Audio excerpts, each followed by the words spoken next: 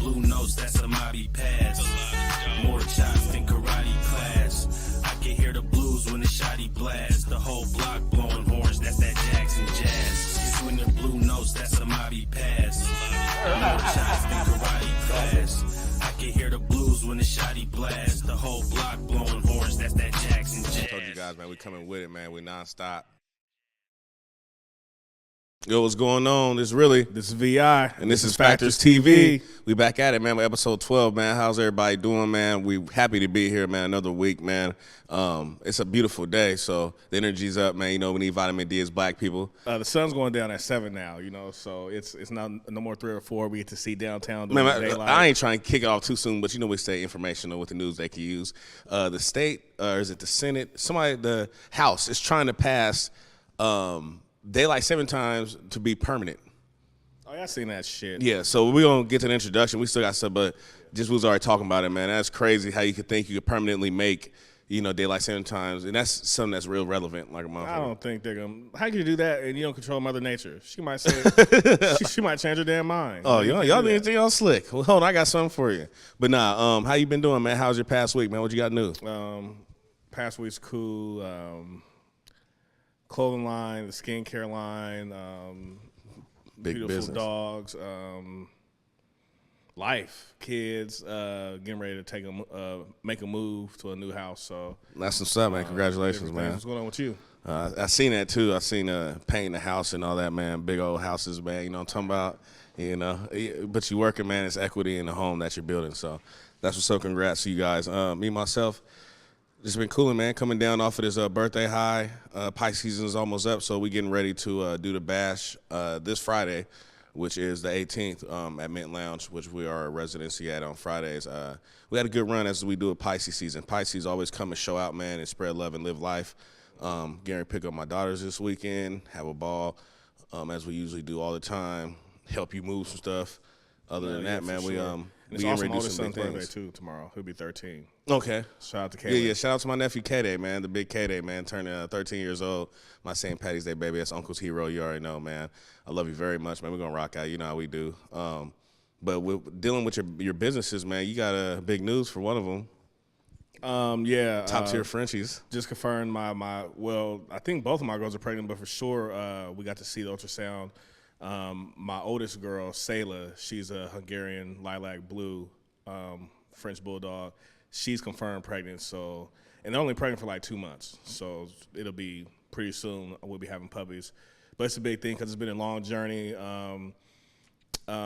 People say they're expensive dogs, but they're well worth it. They're great companions, and if people knew what it takes to get you a French bulldog, then they will understand that, you know. No, me watching you with this process has been very dope because, man, it's really hands-on. It's not like they're really family. You know what I'm saying? It's not just like you bought some dogs and just they were already ready to go. It's like, no, you raised and groomed these dogs. You know, treat them really good. black people talk to pets like they're people. Yeah, no, they definitely in the family, man. Them dogs is related for real, for them, my babies. But yeah, Salah is expecting. That's confirmed. They had an ultrasound done on her, and 7 might be. She's showing some movement. She's showing some things. So we're gonna see, man. But it's black business, man. It's black owned, top tier Frenchies, man. That was the first topic I want to get into, is you celebrating that, but also like speaking on that industry a little bit, because it is a business. No matter what people look at it as, you know what I'm saying? It's a big business. It's a big business, and black people, once again, are the minority in the business. And it's a good and bad thing because, you know, you can't control the market. The market is what it is, but also because we're not represented enough in it. You know, like these dogs, when I'm out with them, like people talk to me who would never talk to me before. They want to say, hey, what's up, play dates. Like, these people who would turn away. If I was with you one time and somebody was like, yeah, come to our house. Yeah. Like, this what? lady offered me, are you sure? You sure? This lady offered me she offered me her BMW for one of them. Like, it's crazy. It's serious. It's serious. Like, business. at a time when me and him made decisions, business moves, that was his move to make, was create that business, that kennel. And, man, I'm proud of him. He's done amazing work with them, raising them and training them. And, you know, now it's basically going to start a big family. You know, it's going to turn into a real serious situation. And the network I've seen him gain, and people I've seen come into his life and just stop me even when I have them. Like, hey, you know, let me get your number. I'm like, for what? You know, but they're really a hot commodity. And going to Atlanta for All-Star last year, we actually ran into someone who was going to a meetup for black people who own Frenchies. So it's just something that I'm proud of my brother getting into and, you know, bringing me into it, but then being one of the first.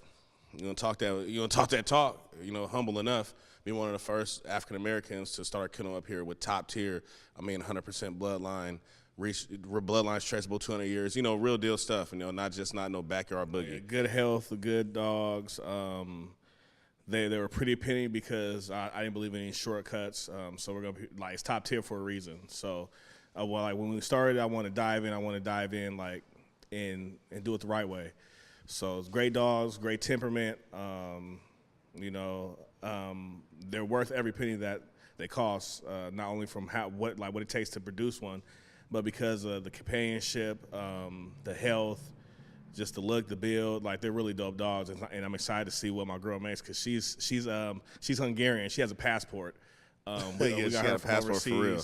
And she just, she's built crazy. Temperament's beautiful, so I can't wait to see what she produces. No, yeah, and that's exciting, man. So I'm very happy for you, man, and us, because I know that it's a blessing for not yourself, but just the family too, to, you know, have them beautiful dogs and then be able to create and, you know, have a business. But another exciting new business that has been started is hilarious too. Is Mike Tyson, Mike Bites, man. He has an edible. That is a THC CBD edible that he is launching that is the same shape and size of Evander Holyfield's ear. That is hilarious. He's a damn demon. So he bit that ear in the mid-'90s, and he made about 20-some years later, he made a edible out that same ear. If that's not like, that's turning shit to sugar. They turn shit to sugar, but it's just like to see it through in life. You see it through, like, this man was talked bad about. They made fun of him, and he was an animal and all this, you know, for reacting poorly and biting this man's ear. But he kept headbutting him, and I got older and watched the highlights. But for him to go through that and be, you know, labeled somebody, and then to turn around and have a 400-acre marijuana farm, and then the same ear you guys made fun of him biting, he got edibles that are shaped the same. That is just he amazing. Also makes crazy money off that off his farm, his marijuana farm. They say he's making crazy money. But tell people all the time, he got criticized for biting his ear. You see how big Evander's head is? he headbutt me, I'll kick him in his piece. Big ass head. No, but that's amazing, man. That's how you turn your nightmares into dreams, and something that was so bad, you know, something that they said you would never come back from, something that was kind of it was a mistake, but it also was something that permanent. You turn that into a victory, because that's huge. Because of course, I don't care if it's just for one run, they're gonna sell out. Like, people don't think about stuff like that. Everybody be worrying about being a one-hit wonder or one-hit this. Longevity. You got to realize the royalties and residuals that come with being that one hit or something. So it's going to go big, and if they are good, if they're tasty, or if they get you high or whatever, or help relieve pain, they're going to sell out. But just off the name and off the situation they come from, and that has to do with the actual reality of him really biting this man in a real boxing match on live TV, pay-per-view. I was old enough to see that, and that was crazy. I'm talking about crazy. So that's a great, you know, black business is booming, man. They can't stop us, man. You know what I'm talking about? Take that. Finally, we're getting our just due. I know you wanted to, speaking of marijuana, I know you wanted to talk about the states that are not only legalizing it, but they are going to give permits or licenses to the people who are affected by, you know, the marijuana. Washington State. Is my camera right there? Washington State. You guys suck. There's so many families that have been taken, broken, people that have been time taken from them for laws that were criminalizing, that was, you know, restricting of having a driver's license to get a job or be able to get a job in the first place because you're a felon because of marijuana. My family been torn apart, you know, friends' family been torn apart because of people going to jail, being, you know, classified as junkies just because of marijuana. And now it's a billion-dollar industry. And it's not fair that so many people, lost generational wealth. Like, people lost generational wealth by being arrested. That's like, you know, a person who grows up and his dad owns a tire factory. Like, say my dad sold marijuana, you know, he essentially he was a farmer and a cultivator. But because of laws that, you know, were there before, prohibit him. They prohibited him from passing it down, and me, you know, growing generational wealth. And now you can walk in the store with it. I went to jail younger for like a blunt and a half when I was like 20-something in Renton, Washington. And now that same thing is like not an issue. So. Not an issue at all. It's just crazy to me how Washington has let us down. You're so progressive, you're so liberal, and you won't give opportunity for ownership for black people to own dispensaries, for us to own farms. It's under 1% of what we're in this industry. And for it to be as many crimes, I went to Seattle Central in 2010. I had a project about marijuana arrests, and at that time it was like $700,000 a year, and they were wasting like probably $17-20 million on cases that didn't amount to nothing. Even the time that they were going to get back for going to prison and paying your just due to society fines, you still are not going to pay that back. You know what I'm saying? Because of they're wasting money in these cases. So they've been doing this for so long, and knowing the cases they had, that they won't give opportunity to people who are affected by these cases, whether it be family, whether it be a son or a daughter. By some means, somebody should be implemented to become an owner, part owner, or either a grower of a marijuana co-op or grower, whatever. 502, whatever they want to call it. Because we have missed out so much on that, and it's so huge in this state. For a long time, our first main revenue income was like red apples.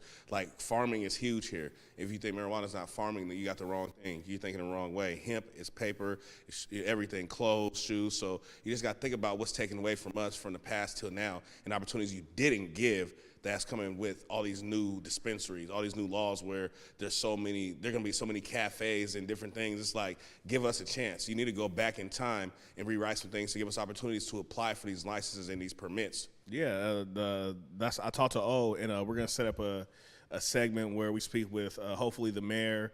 We speak with Aaron Bossett, who's been pushing the Black Cannabis Shout out Aaron, Coalition. too. He's dope. He's deep with it. Excuse me. A senator. We're going to sit down with a couple people and talk about how we can, afford and help the minorities and black people who were affected by, marijuana before it's decriminalized. And now they have, there's people who know nothing about marijuana.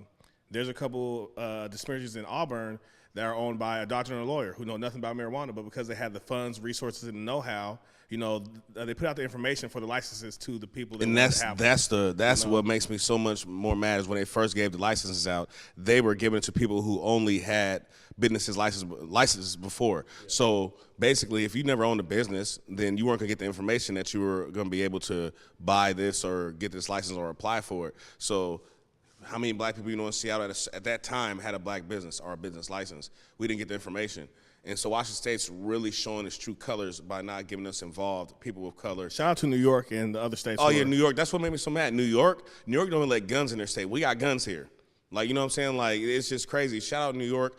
I believe Missouri's working on it. Illinois is working on it. Like, giving people opportunities to own who've been affected, because there's no way you go from saying this is bad, we're shunning this, to, oh, man, this is a whole bunch of money. It's not that bad, man. Let these new people in, these people who have nothing to do with it or haven't been affected by it. So that's just something we're going to talk about later on, but we're also going to have a show specifically for that, with people of the city, of the council, and maybe some higher-ups, because we're going to have to get, if not me and my bro, if not Aaron Bossett, someone of our community, someone of our background, you're going to have to get into a position. We're going to have to. We're not taking no for an answer. Not Washington State.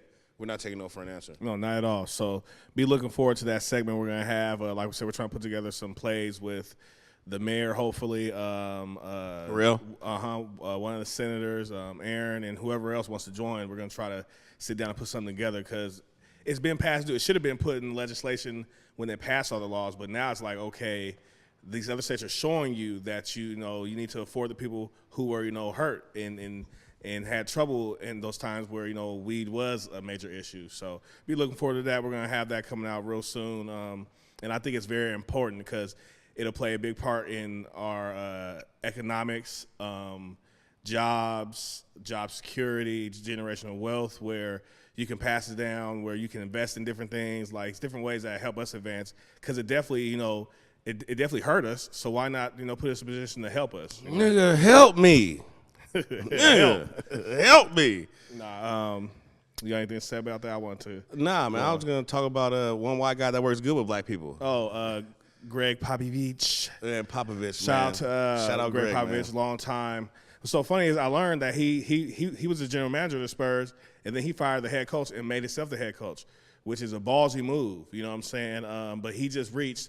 Well, he's past that now, but he just reached 1,336 games, yeah. The most winning coach in NBA history, which is huge. It's not only huge because, of course, it's a record to feat, but he hasn't been silent about, standing up for minorities, speaking on issues that, pertain to black people, and, being vocal about it. A lot of people resource, all that. Yeah, like a lot of people in position and power, they won't speak on it because they're scared of who they're gonna, mess with or who they're gonna bother by speaking on things like that. So he takes his time to speak on, real issues, real life events, So I want to give a shout out to him. Congratulations. He also has, one of our own baby boy, DeJounte Murray, first-time All-Star this year on this team, and he's coached him up, and he believes in him because baby boy told himself that, a lot of teams passing him because of his troubled past and, certain things like that. So Greg Pop is an overall great dude. He speaks on social injustices all the time, and he's now the winningest coach in the NBA. So, I want to give him a shout-out. Shout out Pop, man. Appreciate you, man.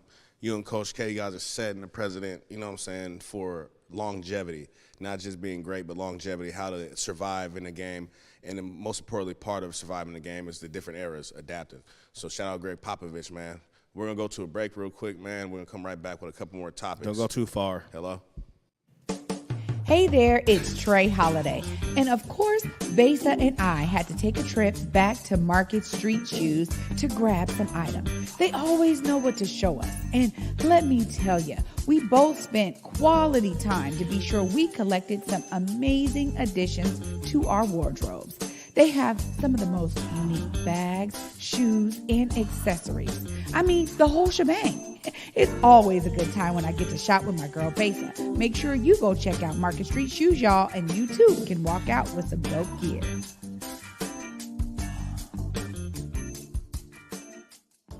When the pandemic hit, it did affect me. As a barber, I had my own personal reasons why I didn't get vaccinated. At the time, I didn't check the actual source. I thought the vaccine was developed too fast, but I was talking to the doctor and he was telling me more about the vaccine and what it can do to protect us and our family. I wanted to get back to that once was, right? I do feel safe knowing that I am vaccinated. I just hope what I'm saying is reaching into people's heads to know that this is the best decision for all of us. Hi, this is Robert Battle, Artistic Director of the Alvin Ailey American Dance Theater, and we're thrilled to be performing live on stage again. Come see the extraordinary Ailey dancers during my 10th anniversary season and enjoy some wonderful new work, plus returning audience favorites, including Revelation.